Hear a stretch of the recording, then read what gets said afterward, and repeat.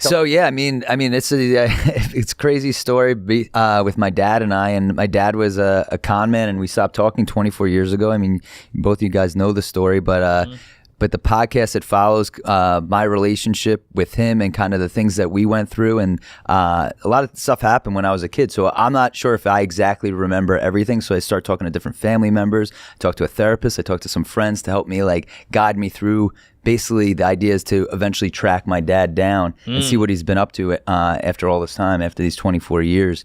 And it's just a lot of stuff that happened, a lot of cons that he pulled that affected the family. And I want to find out if he did it completely for the family, out of did he need to do it because that was his only way to survive and make an income, or was he just selfish? Because I mean, eventually it did destroy.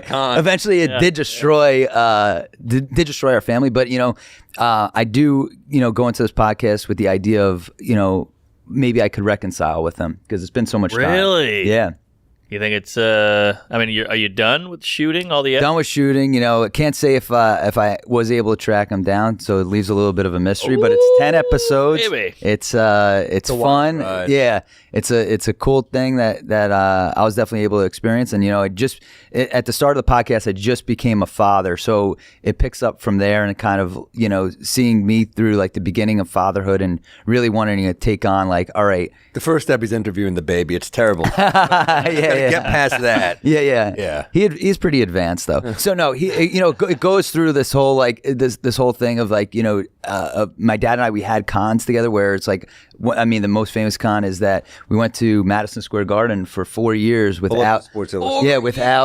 without tickets. We posed as Sports Illustrated for Kids reporter me, and then my dad would pose as a photographer, and they gave us complete access to the entire garden. I'm talking locker rooms. I'd interview players. Oh my lord! And then what a story! Look at that. That's me with little Gary with that bowl cut and Michael Jordan. Oh my! That bowl cut would get you in anywhere. Holy shit! Elway, Bill Murray. Phil Jackson, look at that. Wow, Phil Jackson, this is incredible. Cindy Crawford. Holy hell! Your first I boner. fucked her. Yeah. Wow. And everybody bought it. Richard Gere. You going for the same. Declaw the boy. Send him back. Oh man. So yeah, my dad was able to talk a good game and got us. We would have press passes, and I would sit.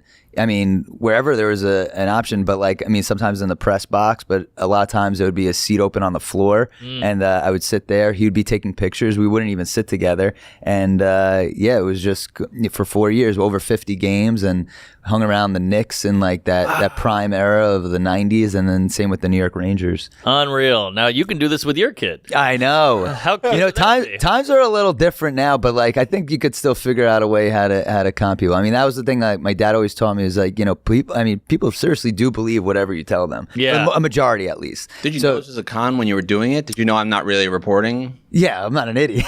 I know. I go in with a pad and a pen, and my dad would give me a little prep talk before. Be hey, these are the things that you could say. But he would do a lot of the talking with the main people that he'd have to interact with to get us to the next level. So was there juice? Were you excited to be pulling something off, or we were just happy to be? It was.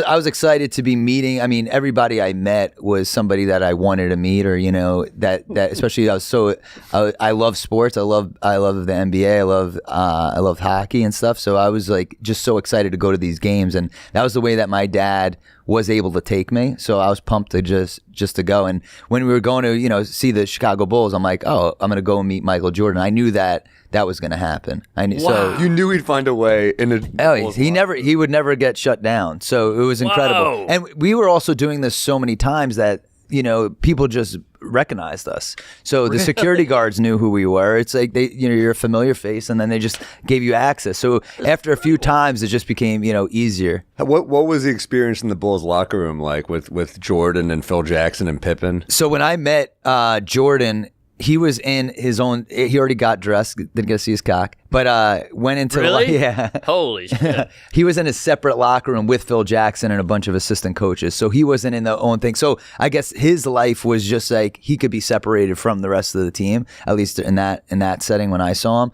And he was there with Phil Jackson. And then when I saw Scottie Pippen, he was in the corridor. So I didn't see him in the locker room. And then in the Bulls locker room is just, every locker room it kind of is all meshes together right now. But yeah, it's all, guys getting dressed, walking around with their hogs out. Sure. It's such an interesting story because on paper, he's a great dad. Yeah. You're doing something illegal. He's using you. Yeah. But you're meeting these. So it's kind of like this toss and turn of like, but he did. Is this horrible? This is the fun one. This is the fun one. Okay. This is kind of what brought me back to like, oh, my dad and I, we had these great memories together. This is something that's so unique and special. And it's the best memories I have as a kid. Sure, but there's so many other things that he did, and he walked out on the family, dude. I mean, well, yeah, essentially. I mean, his lies became so much where he was in constant legal battles. I mean, he would impersonate a cop. It's like, he's not. He had an undercover cop car. Yeah, I know. Yeah.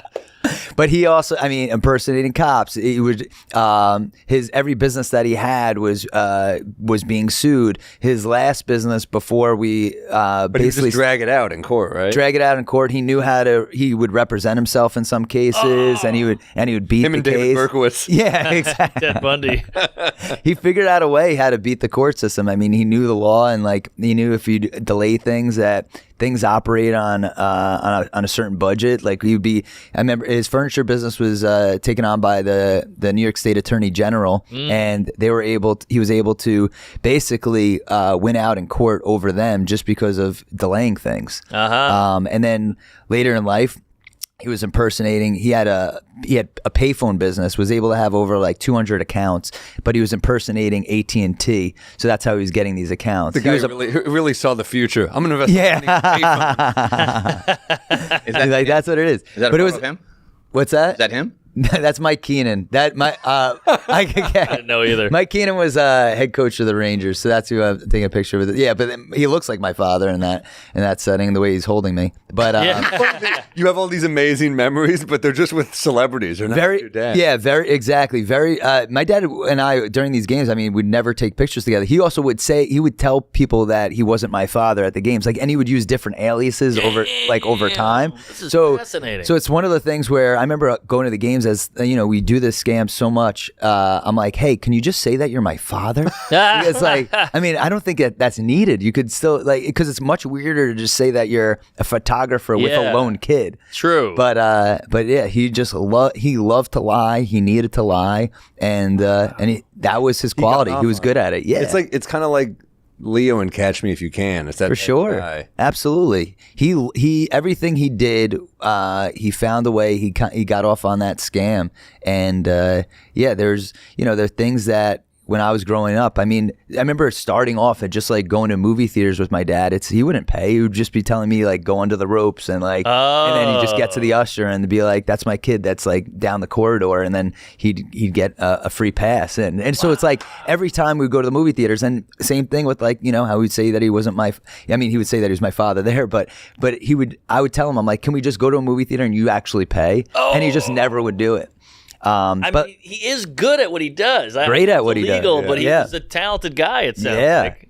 It's an illegal talent, but talent's talent. For sure. Everything. It was like, but also he's a kid. He doesn't have a choice. He's like kind of forcing his kid to be complicit in totally abusive. Yeah. But I'm just saying he was a pro. And the way that like a father obviously teaches a son, good things. Like my father was teaching me, like to him, this is how the world works, and this is how you get by. So he was looking at all these things as, all right, I'm showing my son, this is how he could get further in life. I don't know. This is kind of old school. Like you don't see these kind of guys anymore. It's harder to do it. It's harder to do it. It's so funny that you're like, Dad, can we play catch? He's like, no, let's fucking con Jose Canseco. yeah. It's always something. It's always something. If we were going out to eat, and the reason I think like the payphone thing was so interesting was that we could go to a restaurant, and it would just be like, we're out at a restaurant. And all of a sudden, their phones would stop working.